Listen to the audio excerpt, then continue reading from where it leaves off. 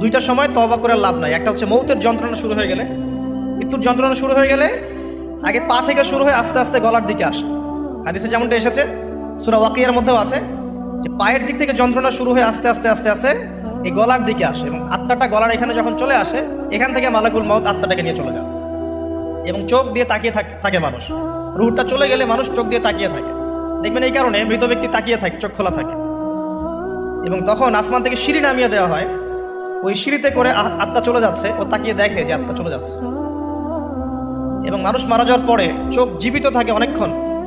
Medical science যারা পড়েছে তাদেরকে জিজ্ঞাসা করবে, মানুষ ডেড হয়ে গেলেও চোখ দেখবেন আরও কয়েক ঘন্টা, হয়তো আরও নির্দিষ্ট একটা সময় পর্যন্ত চোখটা কিন্তু জীবিত থাকে। এই জন্যে চোখ বন্ধ করে দিতে হয়। যাই হোক, যেটা বলছিলাম যে মৌতের যন্ত্রণা শুরু হয়ে গেলে তওবা করে লাভ নাই, তওবার দরজা বন্ধ। আর পশ্চিম দিক থেকে সূর্য উঠে গেলে তওবা করে লাভ নাই, তওবার দরজা বন্ধ।